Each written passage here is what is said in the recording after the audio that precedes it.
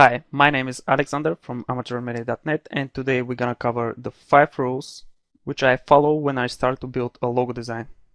So here they are, the 5 steps. The first one is, I think, the most important. This is the part when you start to build your logo from scratch. I name it Go Clean. So in there we're gonna talk about the shape and how to start build the shape, which again I think is the most important part. In the second part, we're gonna talk about the colors, which are not so important like the first part, but really can enhance your work. The third thing is that you have to construct your logo and thinking how you're gonna execute it on the print, web, and outdoor, or any other media. The fourth thing is typography, which I think is very common these days in logo design. Maybe over 50% of the logos are typographic based, so I think this is very important. And the final step, which is finishing and preview and how to prepare your logo for a client. So these are the 5 things which I follow when I start to build a logo design.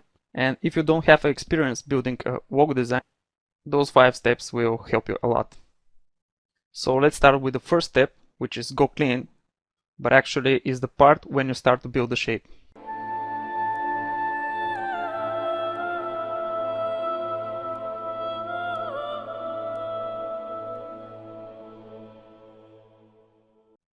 My advice when you start to think about the logo, how it will look, think it for it like it's 2D shape.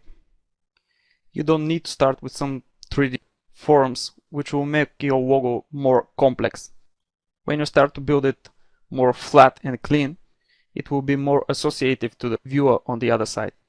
So don't try to confuse it with some extra 3D or too busy shapes. Try to make it 2D and flat as much as you can. Always start with black over white background. In case when you have a typography, a shape which are building your logo, you can easily see the balance between them on the white background. And also that help you to see the lines much clearer. When comes the time when you start to mess around with the curve points, my advice is to try to make it less as much as you can. Minimum curve points will give you much clean shape.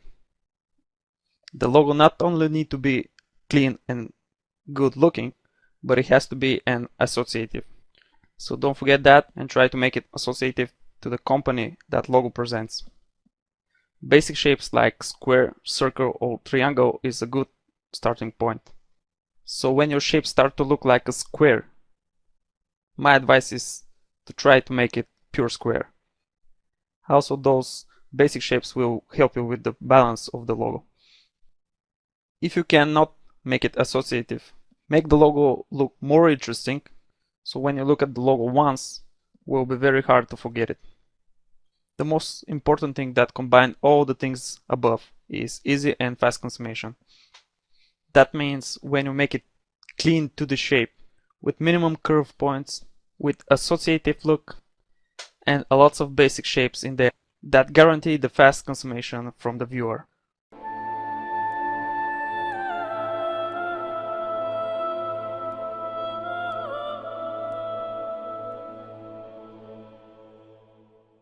When you start to work with colors, try to use standard-based colors like Smeg or Pantone.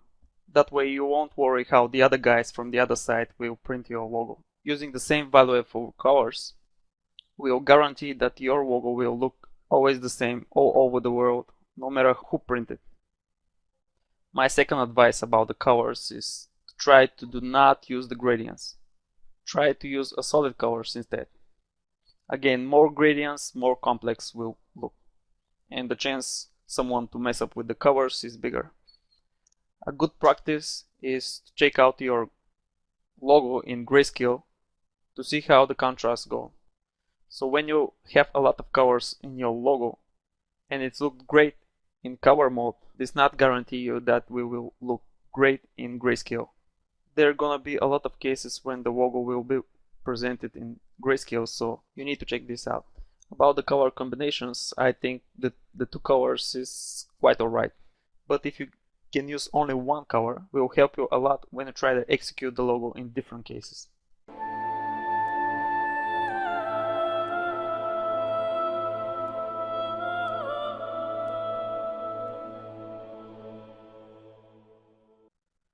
print, web, outdoor. These are the different media execution which you need to think of when you're building a logo.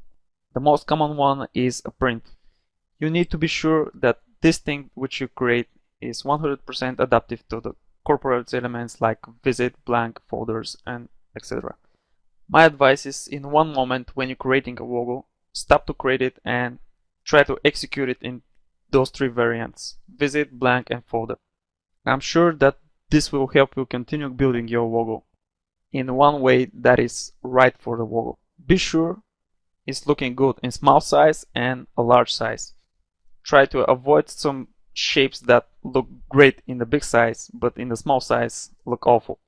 But the best thing is to make some visual standards. In these standards you should say what is the best way to present the logo and how to do not present. Of course, those visual standards are more of questions about corporate identity, but it's always a good thing to have it in mind. Let me show you some example of visual standards. This is a BMW commercial, and BMW have a great visual standards.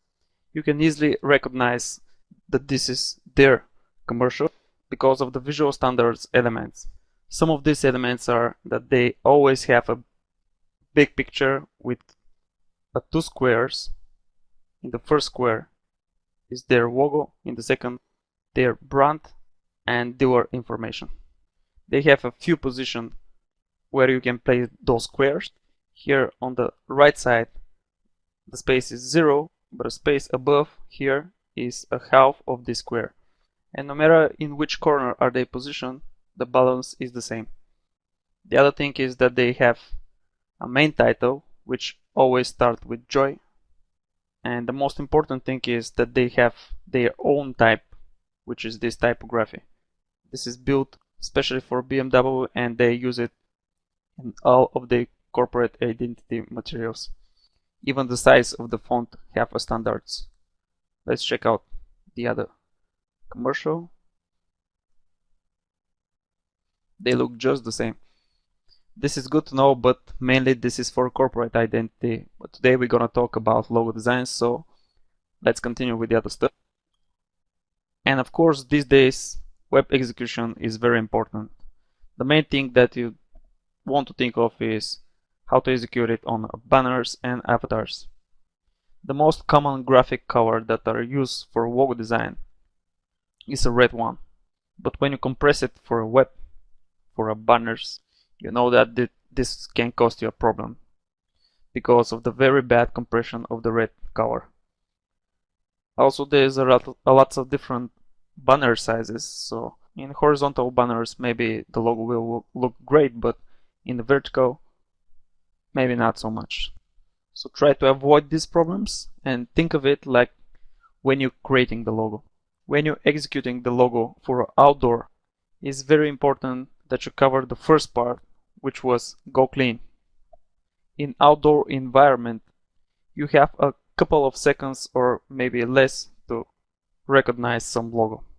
Maybe you see it for a second on a banner, on a billboard, or maybe on a bus. In both cases, you see it for a very short time. So very important your logo to be clean and recognizable. And when having this 2D shape, you can easily take advantage of the 3D software and make your 2D shape a 3D.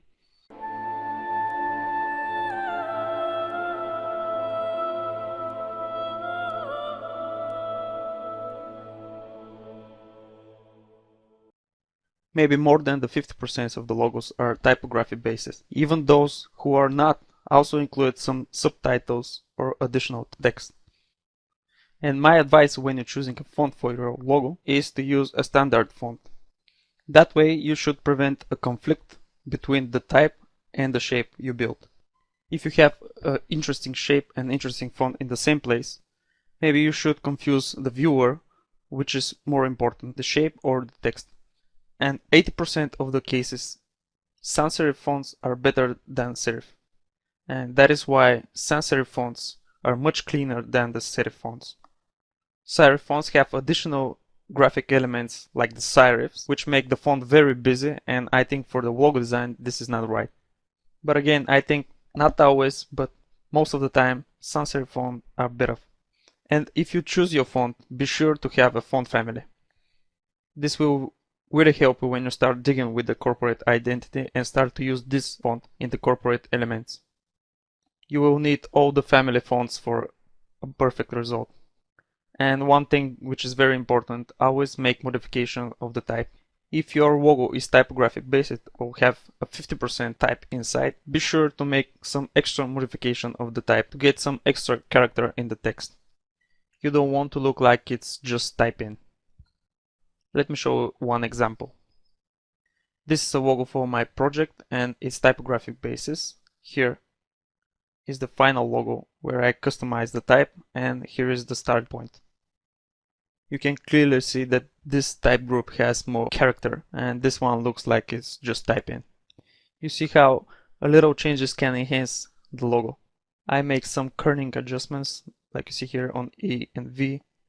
Also continuing the edge of the V here, and that's helped me to separate the two words. Also this change of the L here, which helps to see it like a first word. The T has some changes, and this extra big space here, I cover it with some overlapping illusion. So I hope you understand what I mean by always making a correction of the type. Here the corrections are a little bit drastic, but even a little corrections will work. And the last thing about typography based logo that I'd like to say is that you can mix serif and sans serif fonts. But in this case, my advice is to do not modify the type. The fact that they are two different types is enough. Let me show you one example of that. This is the previous logo of The Guardian. Here you can see that they're using serif font and sans serif. Even that they don't have a space between, they have a nice separation. The serif font is italic and it's thin, but the sans serif is bold and regular. And in this case you see there is no modification over the types.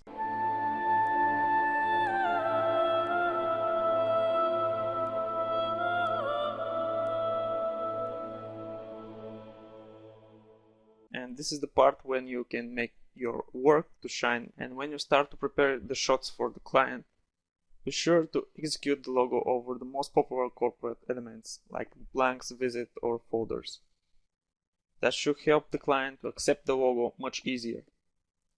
If you're building just a logo design and not corporate identity, no matter that, my advice is to execute it on the corporate elements, because maybe this will be the next step. And if you cover it when you're building a logo, it should be very easy to build up the corporate ID. And when you make a visualization over these blank visit folders, try to make it photorealistic as much as you can. Use Photoshop or use even 3D program if you like.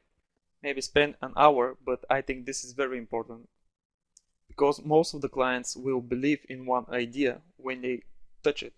But in this case, if they can see it like it's in front of them, it will work almost the same. So this is very important. Take an hour and make it more interesting and realistic. And another thing that is very important is to be with the client when he sees the first time the final result. Most of the time the client have a different expectation over the final product, and the fact that you are there and you can explain the workflow and idea and why it's looking like that will help you a lot. And one last thing, when you have more than 40% correction, my advice is to start a new logo. With 40% correction, you should change a lot of things, and I'm sure that they won't fit well. So that's it. I think we cover the most important steps when you start to building a logo. If you have some question or I missed something, please write a comment below and I hope I can answer. So this is it for today. I'm Alexander from amateurmedia.net. Bye and hope to see you next time.